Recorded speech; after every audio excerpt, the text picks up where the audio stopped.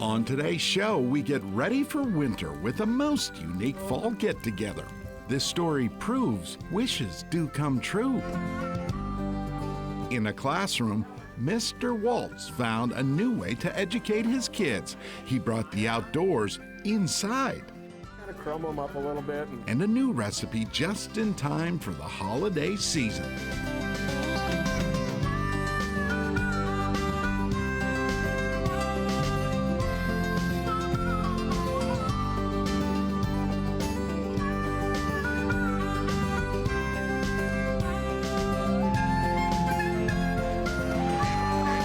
Minnesota Bound. Brought to you by Minnesota's select GMC dealers. Hey everybody, Laura and I welcome you to Minnesota Bound. Up first, a story to get us ready for winter weather. We are headed north to Sturgeon Lake to meet members of the coolest outdoor convention. When was the last time you met people with ants in their pants? Yeah, look at that. We got matching hats. Yeah. A YMCA camp full of excited daydreamers. Last year, it was raining like a son of a gun. A community that likes to winter camp. Because we're weird. Every October, people from all over the place come to Camp Miller, home to Minnesota's Winter Camping Symposium. The motto of this particular gathering is wood smoke, wool, and weirdos. Laverne Flack drove all day. 9 hours and 45 minutes, that included my stops. Takashi Asaka came from a bit further away. Yeah, he's all the way from Japan. There's another one of those Canucks over there. A fall reunion, a ritual, a chance to peek at new gear and trade camping tips. I was showing you this last time. Yeah, I remember. The symposium allows this crowd to dream of a dreadfully cold and snowy winter. Yes. If only it could come sooner. You wouldn't believe how comfortable these tents are. On a cold evening, you get in here, you get this stove cranked up. It's really luxurious. Good thing, too.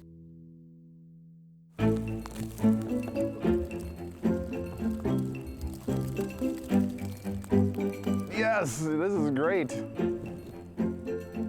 Really? I mean, how cliche. 5-6 inches today. The first big snow on the first night of winter camp. It is cool. We've had some years in shorts, but waking up this morning, it felt like we were in our element. We relish this. We look forward to it. We sit around and celebrate this. Dave Delafield We've carved a pothook. came from Canada Yes, that's right. in sandals. If you wear really breathable footwear, you actually stay a lot warmer. I find it quite comfortable, but I wouldn't want to wade out through the wet snow today. Rob and Lonnie jump right out the storm in rather old school gear. Yeah, this is pre-1840s, most of it. But we've been camping traditional style since about 2001. My friends think I'm a saint for going with them. This is the knot that you will use over and over and over again. Symposium guests get a chance to learn new skills, Go over in this way There you and go. down. Okay. like building snowshoes or sewing a simple gear bag. It's the self-satisfaction of making your own equipment and your own gear. You take care of it a little bit better and you appreciate it. And if you wreck it, you know how to fix it. So Susan Chisholm Let me try it. weaves her way through a first pair of snowshoes. And then you can pull her tight. Well, you can also pull it off, dear, but you don't. Not that tight. Not that tight. I don't do knots well. This is really amazing. Sure is. Summer camp-like fun for people who love winter. And outdoors and playing outdoors, having fun is kind of the name of the game. We are a fairly unique group of folks who just seem to enjoy winter in the woods more than anything. The idea to not only survive, but thrive out in all of this? It's a Minnesota thing. It is a prep for us. It is a celebration of what's to come, and apparently it came to.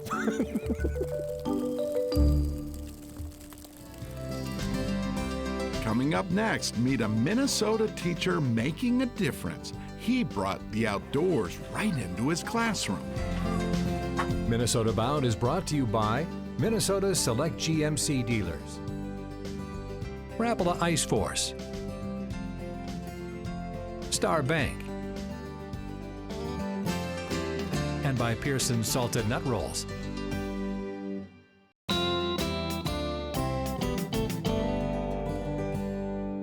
Okay, we hear all the time about great people doing great things for the outdoors indoors. But not long ago, I discovered one teacher in his classroom making a difference. Minnesotans Making a Difference, brought to you by the Partners Group in Wayzata. Over 3 generations of unmatched service.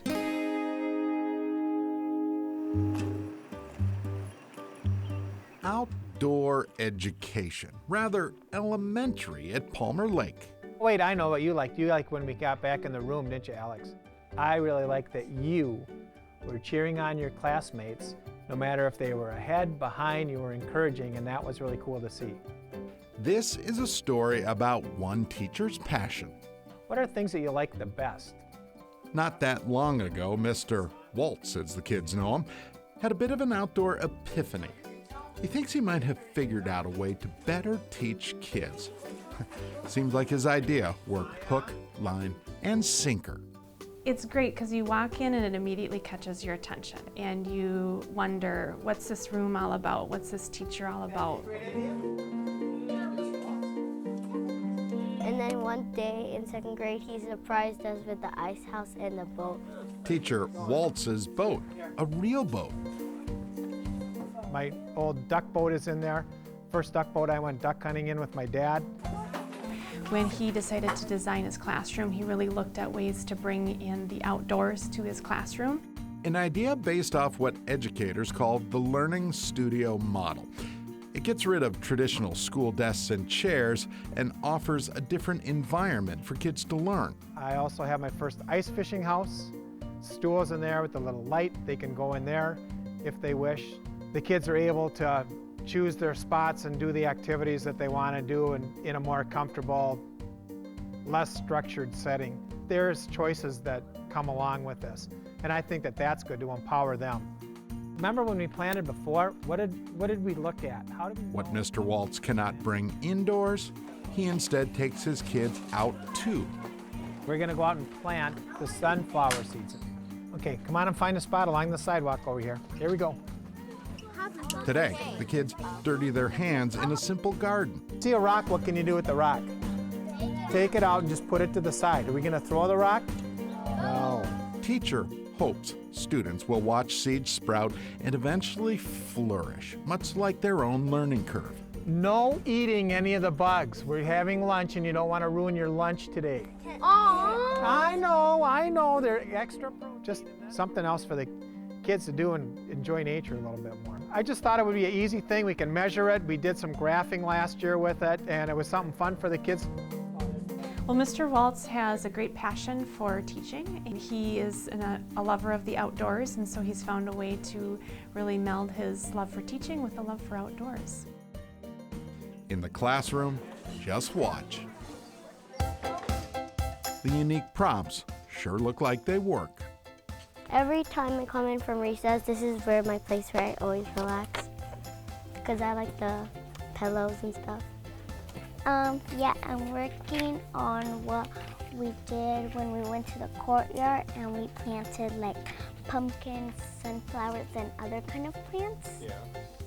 I think it helps the kids not be put in such a strict space. They can go and they can move around, and it just gives them an opportunity to go and sit and be comfortable and do their work. A teacher hoped he might make a difference in the classroom. Mr. Waltz got more than he bargained for. It's been neat for me to try, to pass along some of that outdoor knowledge.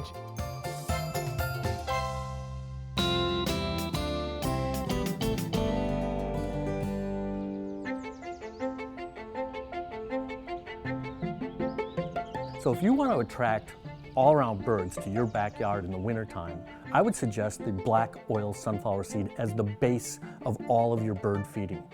The black oil sunflower seed is by far the most versatile seed. It attracts the most amount of birds, the most variety of birds, and there's several studies that show that this seed is most popular for two reasons. One, it's high nutrition, and two, it is easy for the birds to open up. So the type of birds that would come to a black oil sunflower seed would be cardinals, blue jays, chickadees, nuthatches.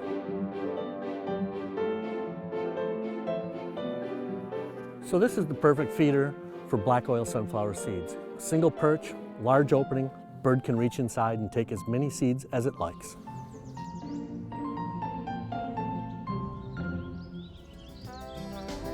Look at that. Up next, Laura and Chef Jim get wild in the kitchen. And later, a Minnesota-bound classic celebrates life on the trail with all kinds of creatures. Kind of listens to me a little bit. Closed captioning on Minnesota Bound is brought to you by Connecticut.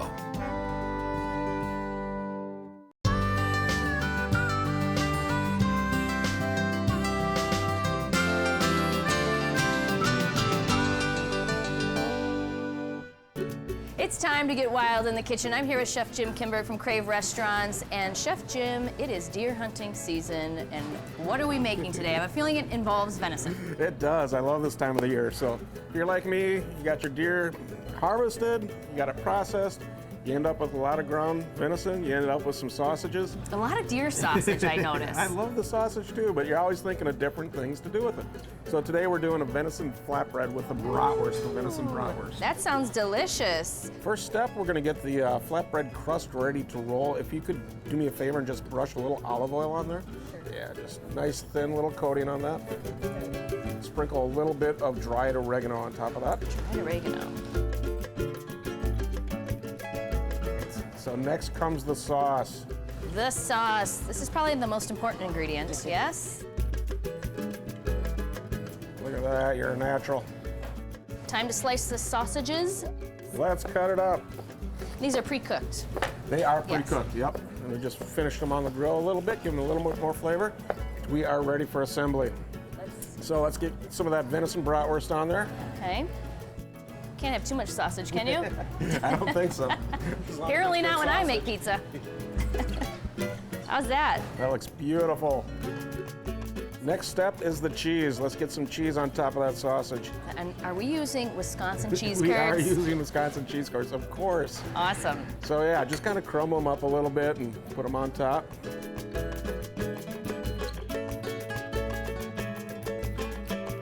Now I'm noticing some other delicious ingredients here. We've got some roasted red peppers, some roasted mushrooms, and then also some caramelized onions. Love all three of those. And then we have a special garnish today. We've got some crispy kale. Ooh. Little roasted red pepper. Looks great. And this is the most important part, so no pressure. I'm a little nervous. Carefully slide it into that oven. This is how professional pizza makers do it. Uh-oh, we're losing ingredients, Jim. Now, how long do we cook our pizza in our wood-burning stove here? Well, if you have a fancy stove like this at your home, which I'm sure everybody does, it's burning at about 500 degrees. It's going to be about 6-7 minutes tops. All right, let's do this. Not when you want to drop the pizza. Don't drop the pizza. Look at that. We've got that crispy kale. It's going to make a beautiful garnish. It's going to add some nutrition, a little texture. Now it's time for my favorite part, the taste testing. The tasting. Let's do it. Once again, Jim, wildly delicious. Thank you. Perfect idea for holiday entertaining or maybe an afternoon of Sunday football. If you're looking for the recipe, venison sausage flatbread pizza, you can go to mnbound.com. So good.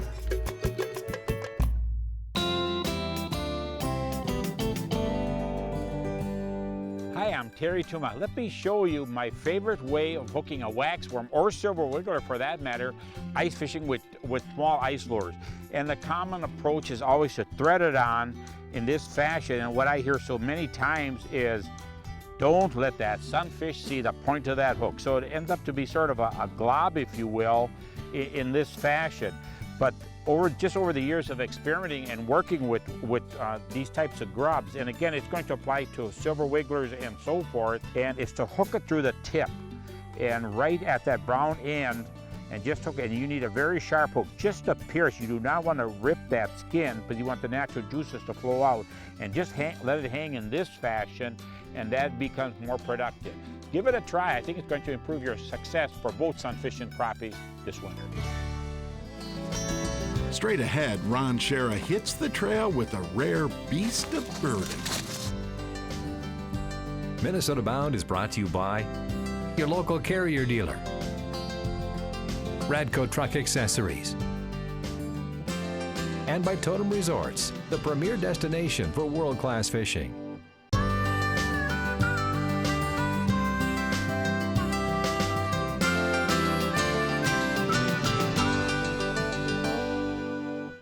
Today's Minnesota Bound Classic takes us back to 2000. The year Ron Shera hit the trail with a few new friends.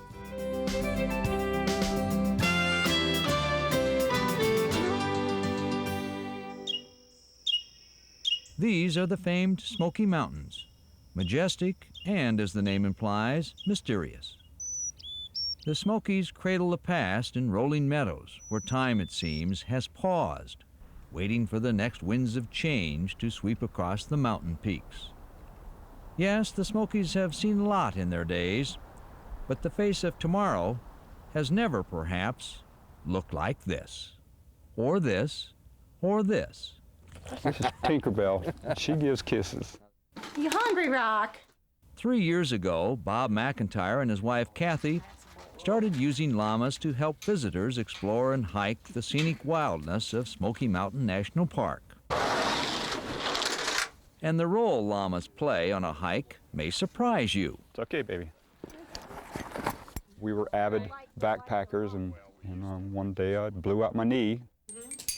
So we decided we'd just get some llamas, since we'd seen them carrying all kinds of gear, and let them pack for us. On the trail, llamas are very much at home in rugged country, moving under and over obstacles in any kind of mountainous terrain. A cousin to the camel, llamas are native in parts of South America, where it's raised for its wool and to work as a pack animal. What's more, their hooves are environmentally friendly. Foot is just a soft pad with 2 toenails. What else is there to know about llamas? The number one question, do they spit?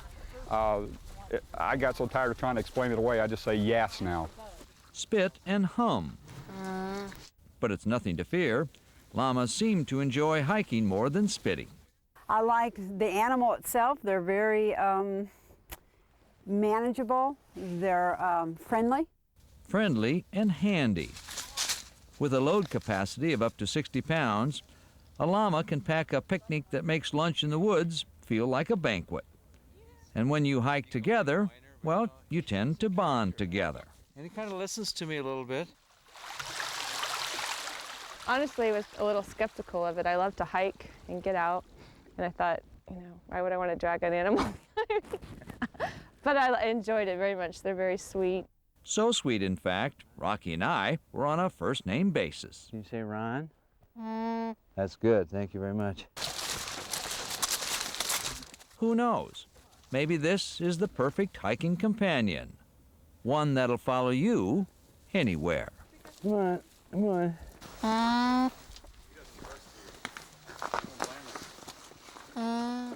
Okay, trivia time. What is the difference between a llama and an alpaca? There's a few things. Alpacas have fine hair, and llamas actually weigh 3 times as much. But either way, I think they're pretty adorable, and they have fabulous eyelashes. There you go. Well, that about does it for us. We'll see you back here next week. In the meantime, introduce a kid to the great outdoors. Transportation provided by Premier Transportation. Call 1-800-899-7433. To get more Minnesota Bound, including full episodes, go to mnbound.com. And to follow our latest adventures, like us on Facebook.